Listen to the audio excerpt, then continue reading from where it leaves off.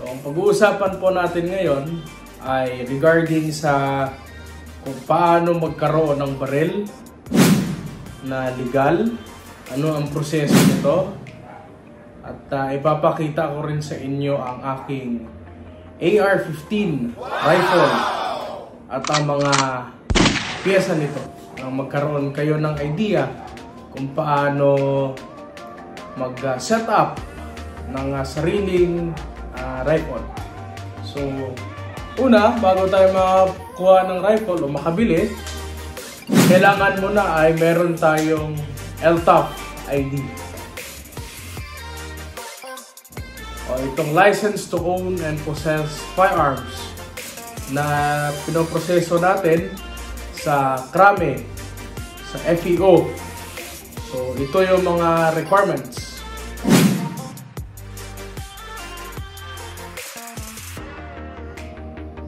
Pag meron na tayo yung mga requirements, ay ipaprocess natin ito at may issuehan tayo ng LTOF. Depende kung anong type. Merong type 1, type 2, 3, 4, at yung huli yung type 5. Katulad ng aking LTOF. Type 5 na ibig sabihin unlimited firearms. Kahit paano karaming firearms ay pwede natin i-purchase, no? At pag meron na tayong LTOF, pwede na tayong bumili ng gusto nating firearm na kung ano lang rin yung i-allow ng FEO na ma-release sa atin. So, meron akong rifle na ipapakita na aking personal na gamit. Ito ang aking AR-15 na Anderson. Okay? So, bago yan, i-check muna natin yung chamber kung walang load. Okay, tignan ng maigi yung butas ng chamber kung walang bala. Katapos, ikasa ulit. Then, putok. Pangalawa ay safety at ilayo ang magazine sa atin. Okay. So, paano tayo nagkaroon ng ganito? No? So, nagbili tayo sa gun store. Meron din kami gun store for 2007 pa kami nag-open. Until now, open pa rin. Marami tayong branches.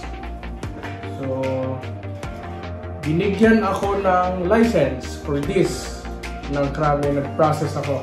So, meron tayong firearm registration. Katulad dito. Okay? So, reviewin natin, no? Meron ang AR-15 o ang Armalite, yung kinatawag nila dati, o yung M16, yung yung mahaba, yun yung M16.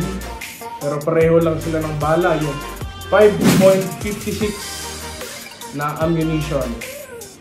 So, ang AR-15, Armalite, M16 ay may dalawang parts, no? Na main parts. Ito yung upper and lower receiver.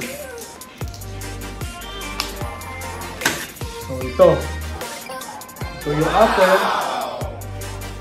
ito yung lower receiver. So, unahin natin yung upper.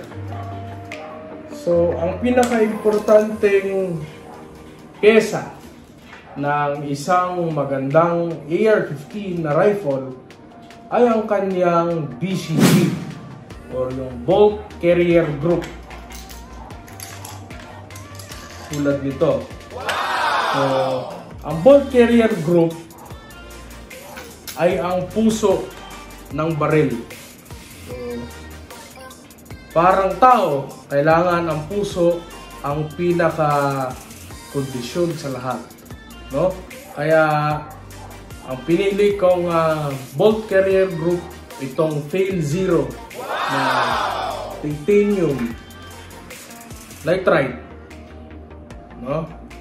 So, napakaganda at hindi pa ako naka-experience ng malfunction. gamit ang bolt carrier group na ito. Ang bilis pang linisan dahil yung mga residue, yung mga dumi, yung mga itim na galing sa pulbura na nasunog, oil at trapo lang, tatanggal na siya kaagad. Okay? Pangalawa dito sa upper receiver ay ang aking charging handle. Ang gamit ko ay Geissele Airborne charging handle. Okay? Meron siyang bukol dito. So, ano ang function niya? So, pangkasahan, no? Charging handle. At sinadya kong may bukol yung bibilin ko para dito. Pag pumutok kasi ng nakasuppressor ka, babalik yung gas sa mata mo. So that's why meron tong bukol para pag pumutok, ma-deflect niya o mapiprevent niya yung gas na pupunta sa ating mata. At hindi tayo makaka-focus on our target. So that's why I bought itong Geissele na Airborne. Pangatlo, meron tayong sight, no? So I'm using the sikat na sikat, hanggang ngayon issue pa sa Amerika, na Trijicon ACOG. So 4 times siya. Pag sinisilip mo, times 4 yung lapit ng object o yung target na tinututukan mo. So napakaklaro, napakaliwanag dahil ang ginamit na lens ay Sony. So parang camera. At itong ACOG na to, kahit ilang taon hindi mo papalitan ng battery at wala ka nang isiping problema. Any light na mag-project niya dito, o-on lang ito siya. Okay? So ganun kaganda ang ACOG. So next, itong barrel, pero hindi nakikita ang barrel unless natanggalin natin yung handguard. So meron ako ditong first 4 na laser, no? Kung saan natin itutok itong laser na ito ay doon tatama ang bala. Kahit na abutin tayo ng 400 meters ay tatamaan yung ating target. Okay, balik ko muna.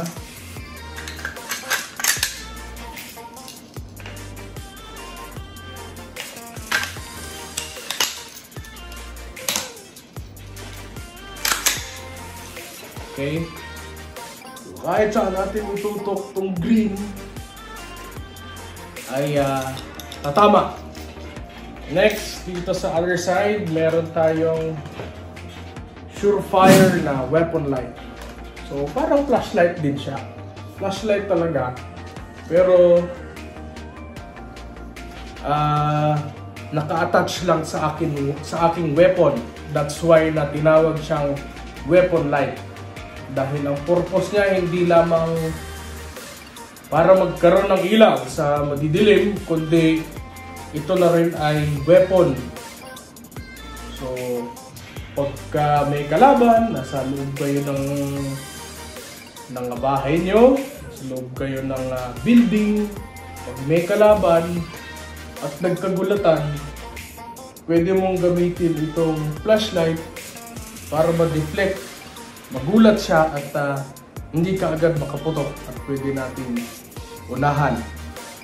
So, weapon na rin siya. Parte na siya ng ating weapon. Okay? Next, meron tayong Midwest Industries na muzzle brake. Okay? Or yung blast can. No? na ang importante dito, yung apoy na manggagaling dito sa ating barrel ay madideflect niya. Hindi malakas yung apoy. So pagkagabi, pagka meron kang night vision, hindi ka mabubulag, no? Hindi ka magugulat, hindi ka may istorbo. At pinaka-importante, hindi tayo nakikita ng kalaban kung saan galing yung putok. Dahil yung muzzle flash, mape-prevent natin. So, pagka-enkwentro kasi, pagkagabi, pagpukpukan, ang unang gagawin ng kalaban ay hanapin niya kung saan banda yung tunog. Okay, kung maraming putok, hindi niya malalaman kung saan galing. So, hahanapin niya yung muzzle flash, yung apoy na galing sa ating barrel. So, that's why meron tayong itong parang blast can para ma-prevent yung apoy na malaki.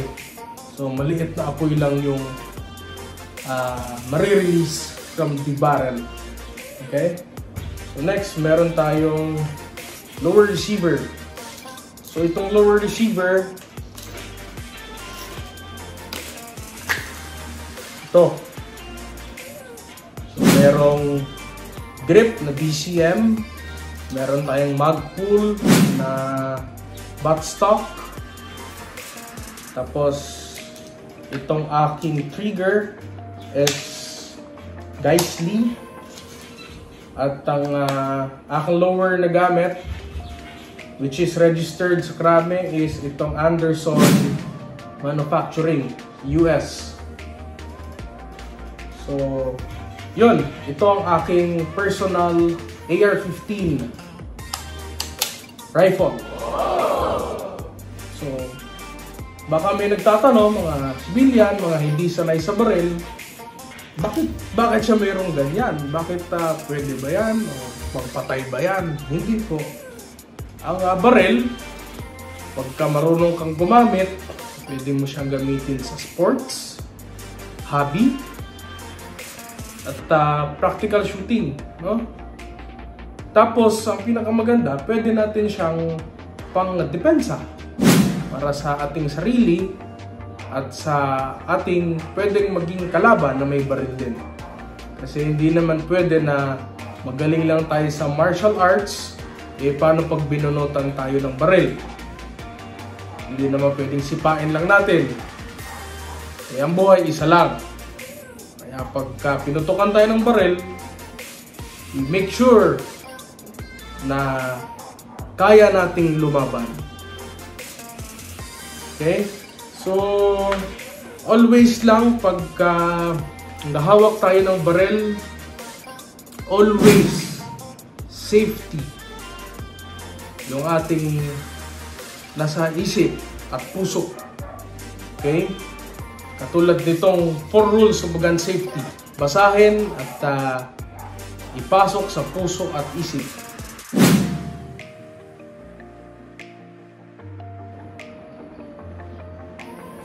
Okay?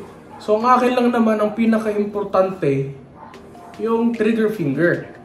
No, yung trigger finger natin is dapat hindi talaga siya papasok dito sa ating trigger guard at dito sa ating trigger unless we are ready to shoot a specific target.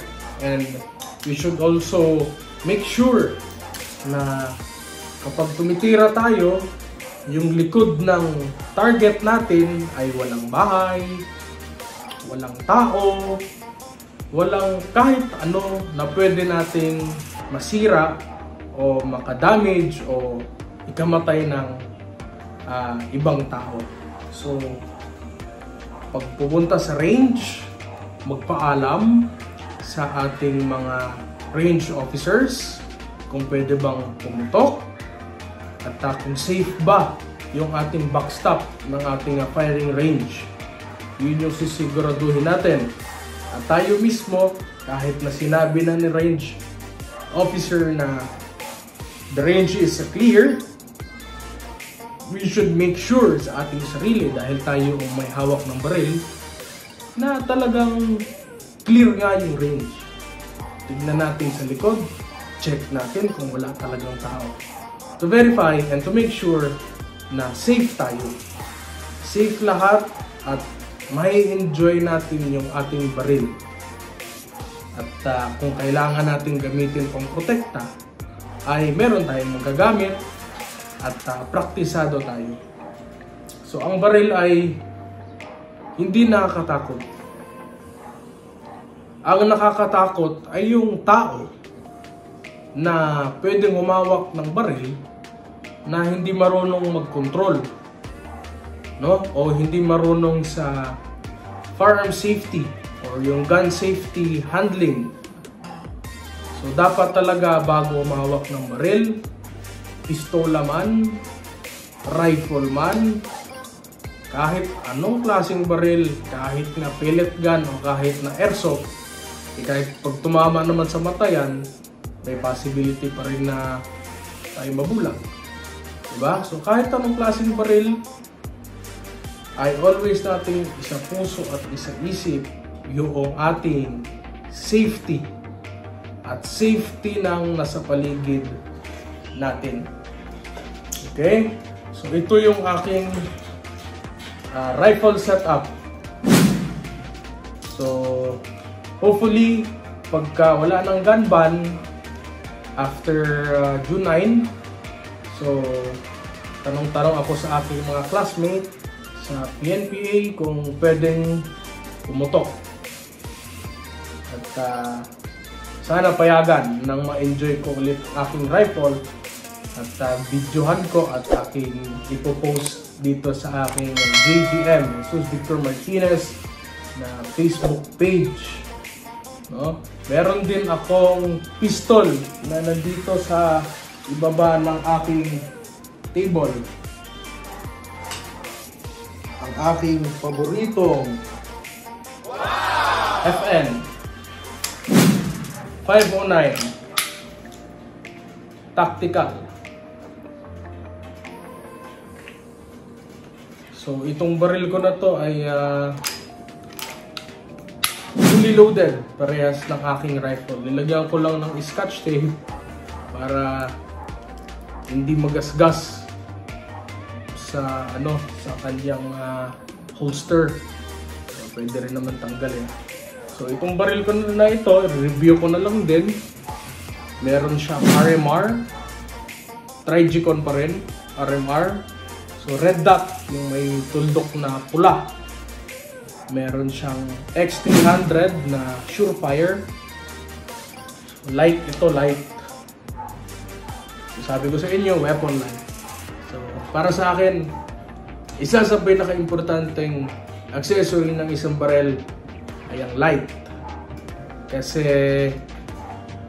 most of the time, ang mga tarantado, mga gago na gagawa ng krimen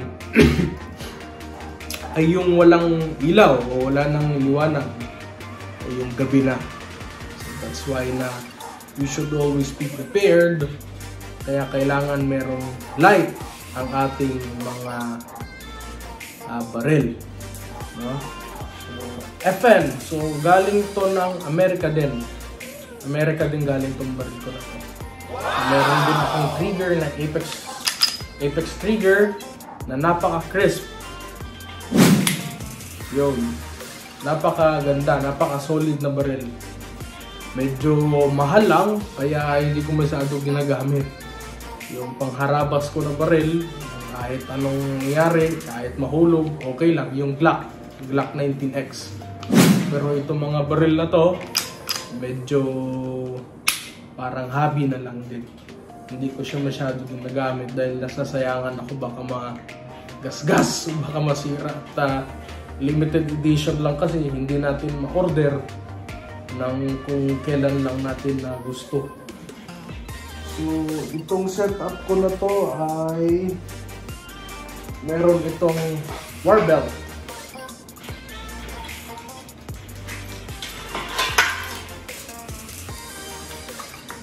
So ito yung kanyang war belt. So So, ito yung holster. Lalagay ko sa ganyan, tapos may lock. May locking mechanism. Kahit tatakbo ka, hindi siya mahulog. Kung ready ka na to bunot, ipitik lang yan dito sa side at bunot. Okay. Dito sa kabila, meron tayong magazine niya. Ito. 24 rounder na magazine. 2 piraso. Tapos meron tayong magazine for our rifle. Yung rifle ko kanina. Para mabilis natin siyang mabunot. I am using ito, Cytac lang to eh. Itong gamit ko dito. Cytac. Kasi maganda naman, plastic. Parang polymer din siya. Matibay. Itong holster ko ay customized na to sa Manila. Okay. So, wala na akong nasa table pero marami pa akong baril na nandito lang sa loob ng kwarto na pwede kong i-review after nitong review ko dito sa aking mga favorites na mga baril. Balik na natin.